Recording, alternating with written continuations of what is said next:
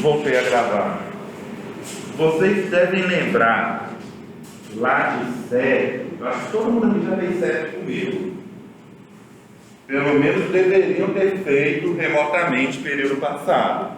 Mas vamos a uma revisãozinha básica.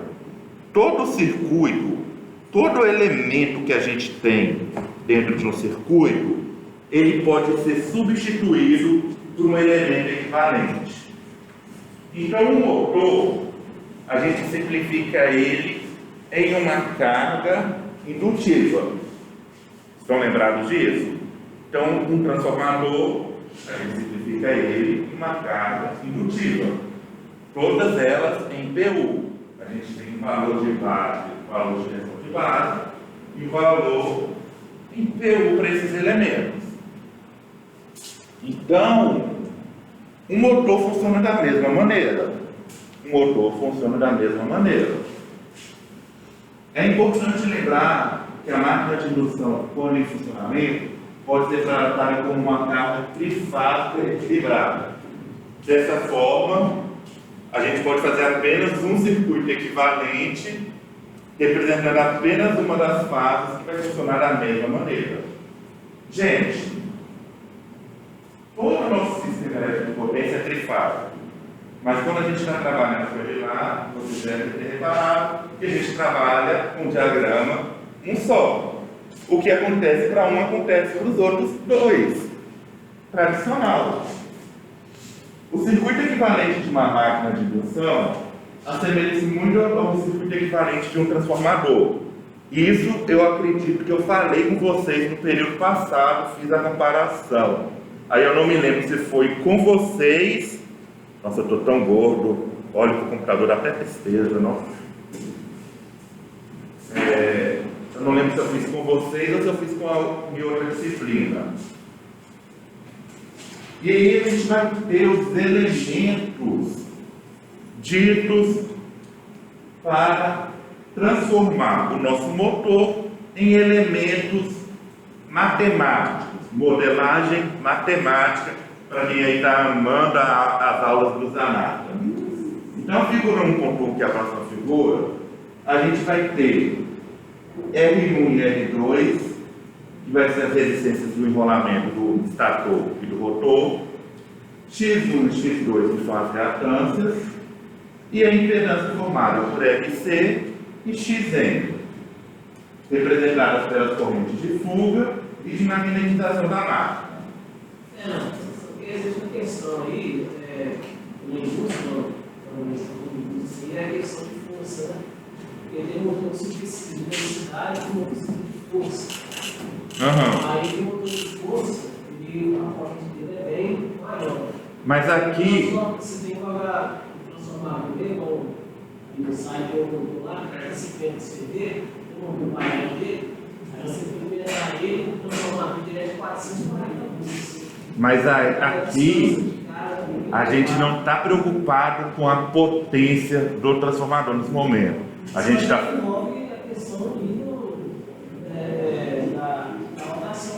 Você está falando disso aqui que eu escrevi? Isso aqui foi apenas uma informação extra da disciplina. O que a gente está fazendo aqui é transformar o nosso motor em elementos matemáticos. Mas também tem a questão matemática, a questão do motor. Mas, e aí que está, o motor trifásico, independente de ser de um CV e de ser de 100 CVs, o modelamento matemático dele é o mesmo. Vai mudar é o tamanho dos elementos. Você pegar um motor de 50 CV ele muda tudo na questão de ligação. Mas, matematicamente, você fazer o circuito equivalente dele é o mesmo. Ele vai ter os mesmos elementos matemáticos para o seu funcionamento. Então, por exemplo, igual a gente está vendo aqui, esse aqui é o circuito equivalente para uma máquina de indução. Esse é o circuito equivalente para uma máquina de indução. Então, a gente tem R1 e X1. Então, como eu disse, R1 e R2 são enrolamentos do estator e do rotor. Então, o R1, senhor, o R1 e o X1 aqui, a gente está falando do enrolamento do estator. Por que, Fernando, eu tenho R1 e eu tenho X1? Perguntinha básica para vocês. Por que tem R1 e tem X1?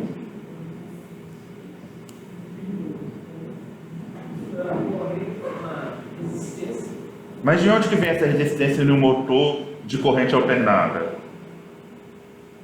Ó, que pergunta inteligente, hein, pessoal?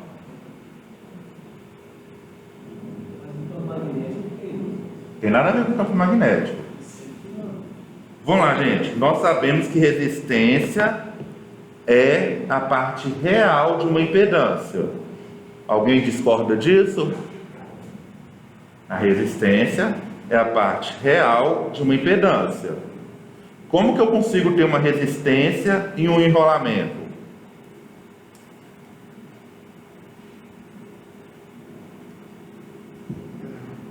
Naturalmente. É natural essa resistência. Se eu pegar um fio de cobre, ele tem uma resistência. Concordam comigo? Todo fio de cobre tem uma resistência. Tem a resistividade, aí com ela a gente calcula a resistência. Um enrolado, uma bobina de fio de cobre, ele apresenta uma resistência natural. Uma resistência que a gente pode medir com um ohmímetro. Então essa resistência 1 é a resistência natural da bobina. Aquela real. O XN1, o X1 é a reatância. Ou seja, quando a nossa bobina é alimentada, provoca uma reatância. Ela é naturalmente indutiva devido às características do circuito. Vou pular para o lado de cá, que a gente tem X'2 e R'2, que é a reatância e a resistência do nosso estator. Não, desculpa, do nosso rotor. Do nosso rotor. Gente, o que vem a ser aqui RC e XM?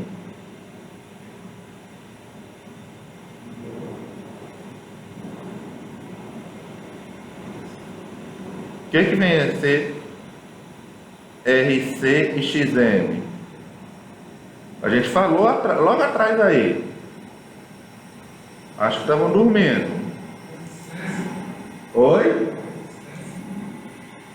É uma impedância, gente, formada pelas perdas de corrente de fuga e magnetização das máquinas. O que acontece? Quando a gente está trabalhando com o motor, ele vai se magnetizar. Então ele está tendo uma corrente de perda ali. Essa corrente, naturalmente, é uma reatância. E a corrente de fuga é uma resistência. Então, quando a gente alimenta o nosso motor de indução, tradicionalmente, ele tem uma queda de tensão natural provocada por essas correntes de fuga e de magnetização.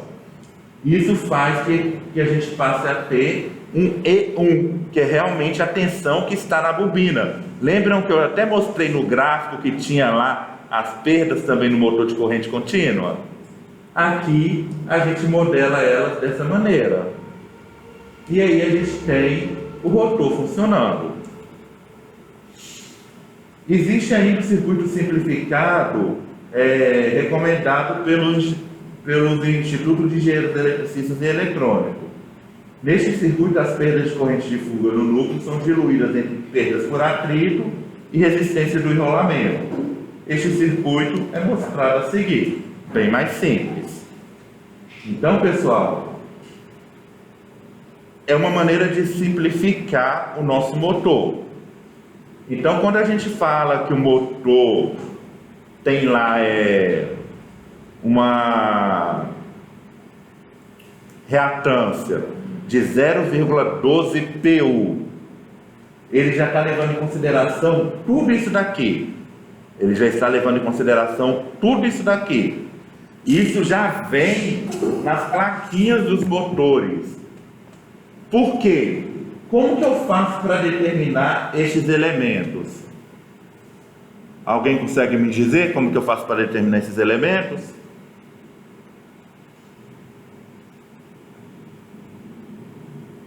Eu tenho que fazer ensaios em laboratórios. Ensaio com carga, ensaio a vazio, para chegar nessa conclusão.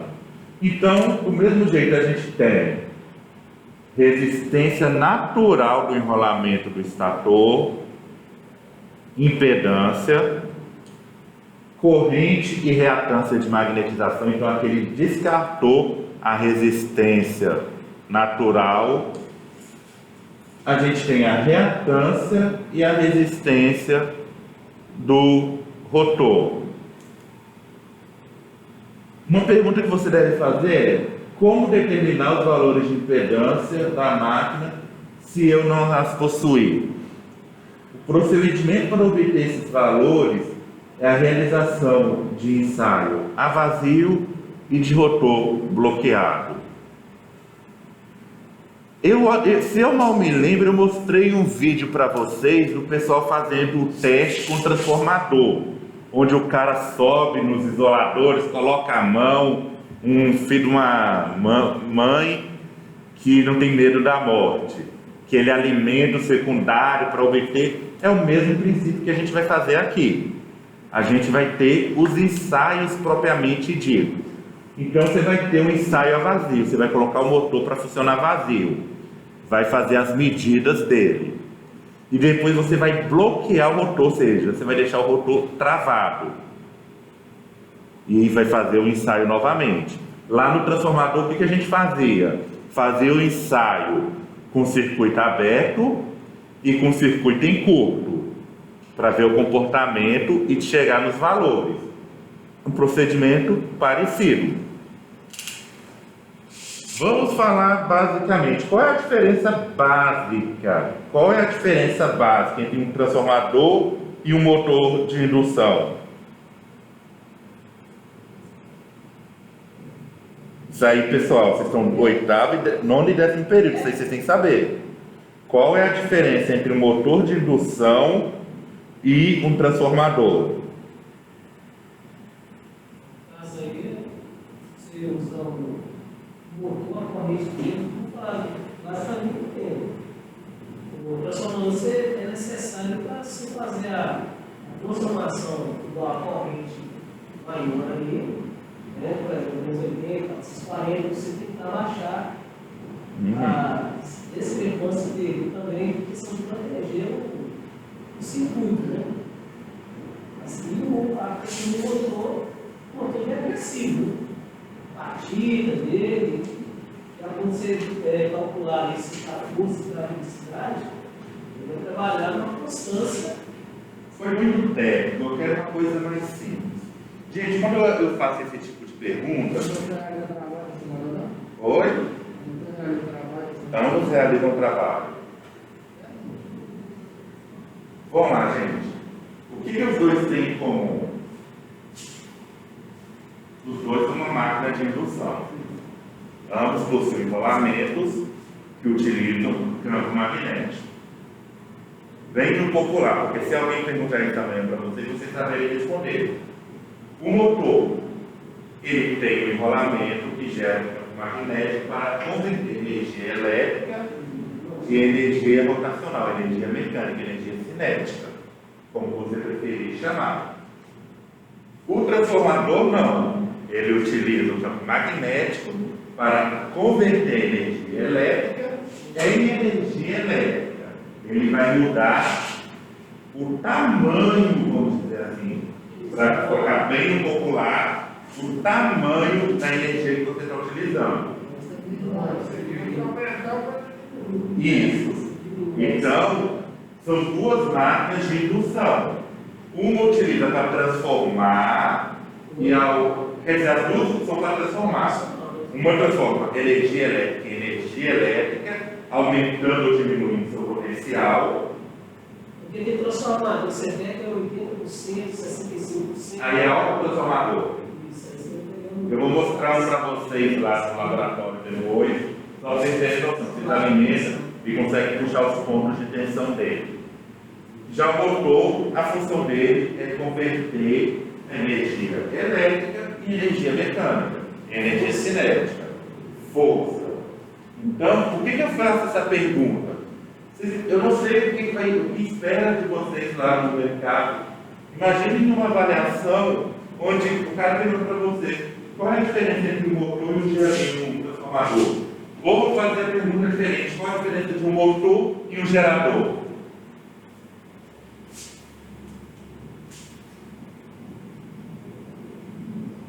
Qual a diferença entre um motor e um gerador?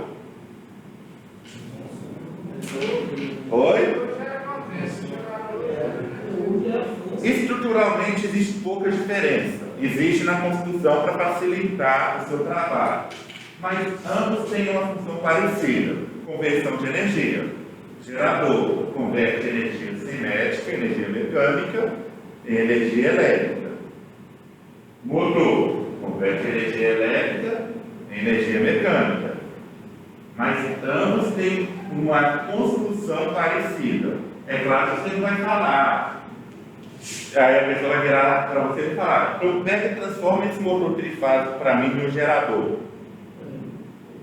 É possível fazer isso? É.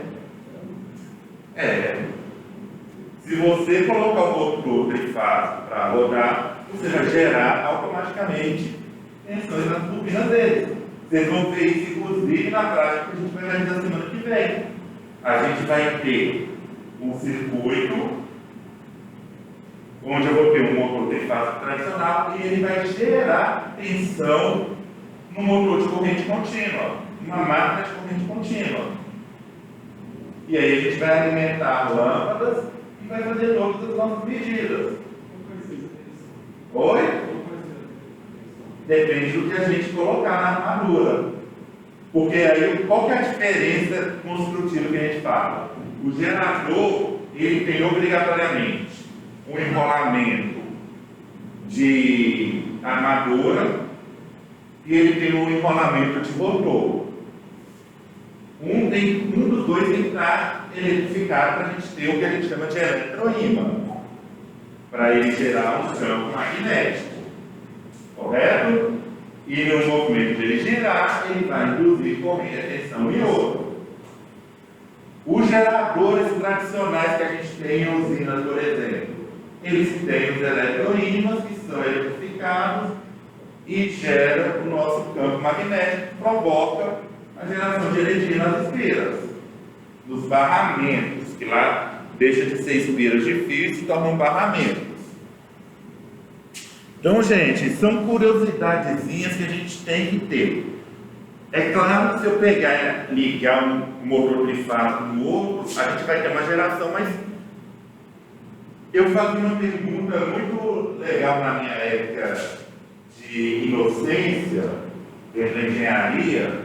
Eu pensava da seguinte maneira: tá bom, se eu gero energia elétrica rodando um motor de um gerador, por que eu não coloco um motor, ligo ele na energia, coloco ele para rodar esse gerador?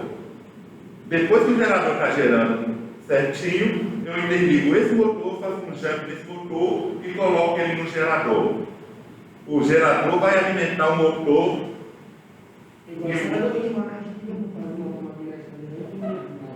Tem uma força que às vezes precisa alimentar essa sala. Então, a gente tem as perdas, por isso que toda vez que a gente falar, toda vez que a gente fala de motores, de geradores, a gente tem elementos de perda. Você não consegue eliminar isso. Para você eliminar aqui muitas vezes, você teria que trabalhar em temperaturas baixíssimas. Por exemplo, uma maneira de se eliminar a resistividade de um condutor é você trabalhar no zero absoluto. Lembrando que a resistividade, se chegar à resistência, você usa a temperatura ambiente também. Mas aí tem um problema. Em teoria, no zero absoluto, os átomos elétrons não se movem. Então os elétrons não se moveriam. Teria eletricidade em um condutor a zero absoluto? Não sabemos, até mesmo porque é uma temperatura laboratorial. Então a gente tem essas perdas que fazem com que o circuito vai caindo e por isso não funciona. O sonho da humanidade é fazer as máquinas de ciclo infinito, que elas funcionam eternamente. Tem vários vídeos na internet aí que o pessoal fala que conseguiu criar. Mas, para mim, ver ela funcionando 40, 50 minutos é uma coisa. Tem que ver ela funcionando por quanto tempo ela vai funcionar, porque ela tem que ter alguma perda. Nada na vida funciona sem perda. Isso é característico. Transformador. A gente tem transformador 220 18 volts. A gente tem, acho que 1 ou 2 autotransformadores trifásico. E aí tem as fontes. Não, ele é baixinho a potência dele, não é... A gente não tem permissão como instituição de usar de grande potência, não. É limitado. Se eu mal me lembro, ele é para motor de até 3 CVs. Oi? Monofásico? Não, ele... Ah, tá. Então, nessa questão, academicamente, no laboratório, a gente tem limite para tudo. Tanto que eu tive uma prática que eu planejei para o meio do ano passado, que a minha intenção era fazer uma bobina de Tesla para criar arcos voltaicos dentro da sala. Nós temos um kit lá para montar transformador, para a gente projetar transformadores. A minha intenção era pegar um kit, fazer uma transformação de 6 espiras para 1200, com a expectativa que eu ia colocar 220 volts nas 6 espiras, ia colocar 20.000 na saída. E aí eu ia fazer 2 bobinas assim para me provocar um arco voltaico dentro do laboratório. Só que aí não deu certo, porque a fonte trifásica que eu tinha para fazer isso só trabalhava até 10 amperes. Eu pensei em ligar na tomada, mas aí eu fiquei com medo de desligar o prédio todo. Tudo tem limite, então... Oi?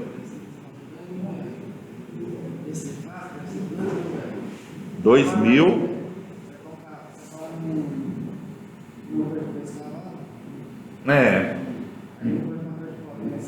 Então, bobina de Tesla são incríveis. Dá para você fazer com bateria de 9 volts.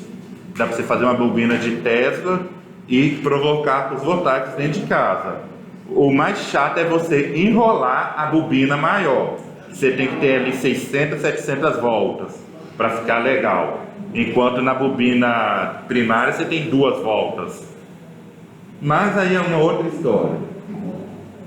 Gente, então para a gente determinar os valores de R1, R'2, X1, X'2, RC e XN, utilizamos o insight dos valores medidos para a resistência CC do enrolamento do estator.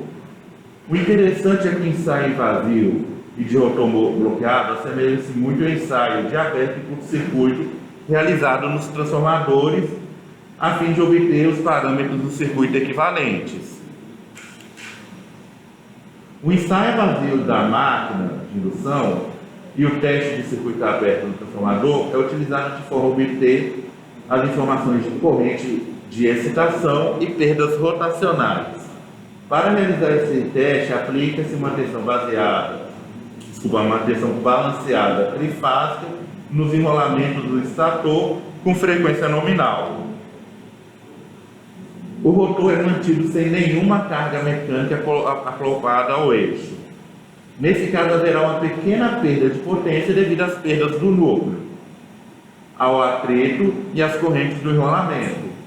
Além disso, haverá uma perda rotacional, cujo valor total, quando a tensão e a frequência nominal, será constante quando em vazio.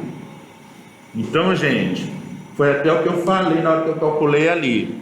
Quando a gente calcula bonitinho o número de polos do nosso motor, dá 1.800 RPM, mas na verdade ele tem ali uma rotação por minuto padronizada em 1.720.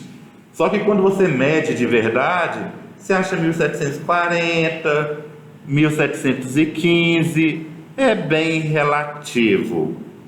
Isso aí pode variar. Você compra 2 motores da mesma marca, eles têm o que chama de tolerância. Se eu mal me lembro, a tolerância de rotação de motor está na casa de 5%. Então,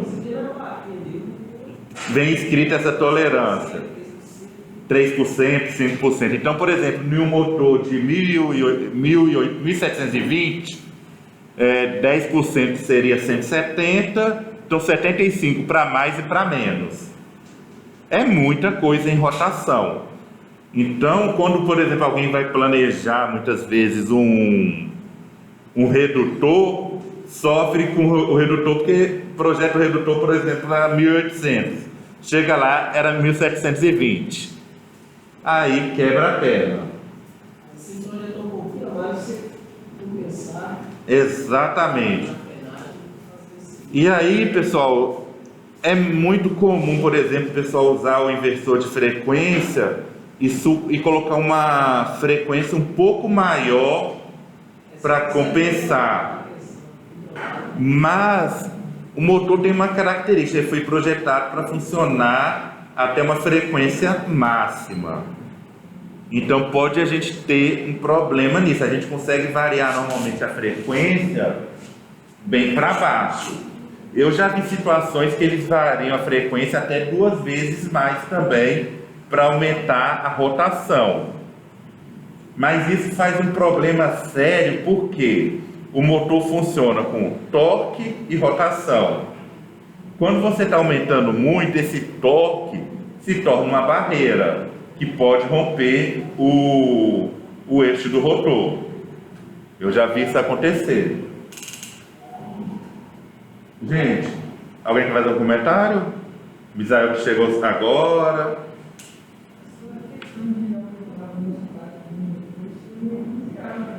Oi?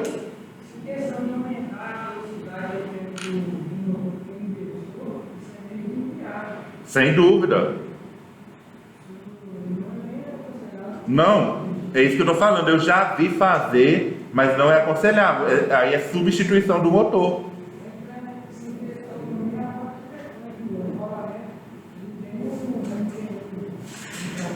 Não, sem dúvida. Quando eu estou falando dessa situação, pessoal, entenda.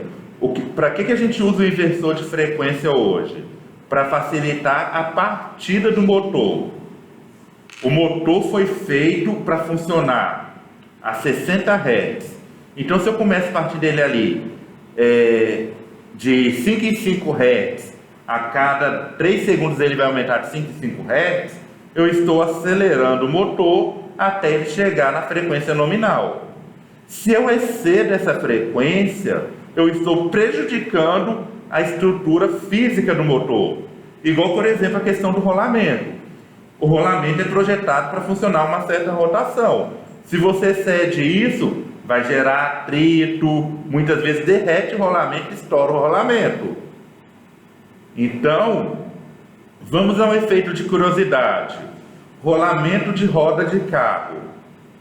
A maioria dos rolamentos que são colocados em roda de carro são feitos para trabalhar no intervalo de 40 a 100 km. Se você excede isso, o rolamento aquece. Se você anda abaixo disso, o rolamento aquece também. Por isso que eles desgastam tanto. Pastilha de freio. A pastilha de freio não foi feita para ficar acionada o tempo todo. Então, quando você pega uma serra que você desce, você precisa segurar muito o freio, ela aquece e muitas vezes você perde o freio. Isso aí são construções mecânicas. Oi? Exatamente. Alguém sabe o que é freio motor, pessoal? Oi?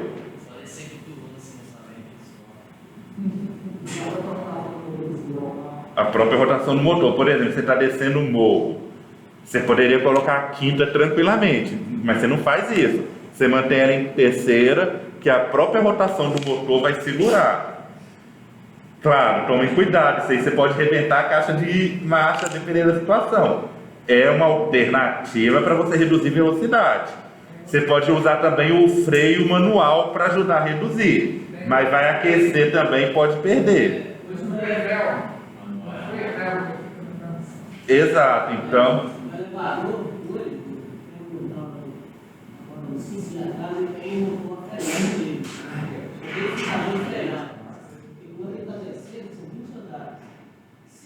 Uma coisa ele começa, se cada andar ele vai dando uma frenagem no motor, aquela rotação contínua. Então, ele controla com essa frenagem se ele adaptar dentro do motor. O motor tem a frenagem dele, o eixo e tudo mais. Assim, pessoal, essa questão. Muito alto, em peso, né? Porque o elevador tem uma capacidade de 950 kg. Inclusive, quando ela passa, então, assim, tem tráfego, acionando lá. O certo de todos os elevadores é que se entrasse mais que o peso limite dele, ele não funcionasse, mas... Passou 950, você acionou para descer, então vai. Não vai, travou, você sai. Continuando aí, pessoal, para mim, pelo menos, situar, para deixar o exemplo para depois do intervalo, o teste de rotor bloqueado na máquina de corrente contínua semelha-se ao curto-circuito no transformador. Vocês viram essa matéria, mas eu acho que não foi comigo. Ela foi na matéria de conversão eletromecânica de energia. Eu acho que não foi eu que ministrei para vocês. Eu tô lembrando dela porque eu fiz essa matéria período passado com os meninos. Então, que é feito no transformador. Este teste provê informações sobre as impedâncias de dispersão do circuito. Para realizá-lo, o rotor é bloqueado de forma que abarrar qualquer tipo de rotação. Então, a tensão balanceada trifásica é aplicada aos seus terminais do extrator. Então, gente, o que acontece? Quando eu bloqueio o rotor, a máquina tem uma tendência a tentar gerar mais energia, puxar mais energia para forçar o rotor a bloquear. Então, esses parâmetros estão fazendo o quê? Eu estou medindo o mínimo de funcionamento do meu motor e o máximo de funcionamento dele. Ou seja, ele a vazio e ele com carga extrema, ele bloqueado. E aí eu consigo criar um limite. Vamos lembrar lá do limite lá de cálculo 1. Então a gente cria o limite mínimo e o limite máximo. O estágio de rotor bloqueado deve ser feito nas mesmas condições de corrente e frequência do rotor, que prevaleceram na operação normal do motor. Por exemplo, se a característica de desempenho de operação normal são requeridas, região de baixo escorregamento, o teste de rotor bloqueado deve ser feito em tensão e corrente nominal. A frequência também ser reduzida, pois a resistência efetiva e a reatância de dispersão com uma frequência reduzida pode diferir consideravelmente do valor de frequência nominal. O nosso Instituto de Engenharia e Eletrônica recomenda que o teste de motor com rotor bloqueado seja feita com cerca de 25% da frequência nominal. Gente, existem motores projetados para trabalhar com frequências diferentes de 60 Hz. Vamos citar um exemplo bem legal. Nós temos Itaipu. Todo mundo já ouviu falar de Itaipu. Qual o padrão de frequência que é gerada em Itaipu? Exatamente. 50% da energia de Itaipu é gerada em 60 Hz, lado brasileiro. 50% é gerado em 50 Hz, lado paraguaio. E aí é legal que a gente manda para lá em 50 Hz e compra de volta, e aí a gente tem uma parte da usina que converte de 50 para 60 para a gente poder utilizar. Em torno de 60% da energia que é do Paraguai, nós compramos de volta. Só para efeito de curiosidade. Seria mais fácil. Fingir que está mandando e já sabe. Não gera igual. Não gera igual. As turbinas são feitas diferentes. Tanto que vocês reparem que quando faz a inauguração, sempre inaugura par de turbinas. Porque uma vai gerar em 60 e a outra vai gerar em 50. Essa geração, gente, é devido basicamente à rotação. O número de polos dos geradores normalmente são os mesmos, eles controlam a rotação. Então, quando a gente pega uma usina aqui que fala assim, a máquina está rodando a 2.000 RPMs, a construção dela faz com que 2.000 RPMs vire 60 Hz na saída. Claro que normalmente vai ser múltiplos de 60, tá? Inclusive, por isso que tem esse 120 ali, que é um fator múltiplo. As reatâncias de dispersão em frequência nominal podem ser obtidas considerando a reatância indutiva, que é diretamente proporcional à frequência.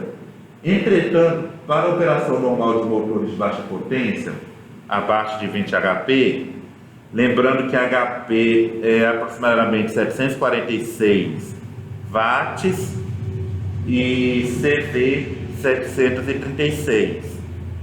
Isso aí é porque alguns países ainda usam horsepower, tá? Cavalo vapor, cavalo força, etc. Os efeitos de frequência são desprezíveis, de forma que a frequência pode ser utilizada para a realização de testes. O procedimento para os ensaios em vazio e de motor bloqueado para a validação do parâmetro de circuitos equivalentes da máquina de indução podem ser resumidos conforme a seguir. E aí eu vou deixar para falar depois do intervalo, para a gente não começar e parar no meio do raciocínio. Gente, graças a Deus,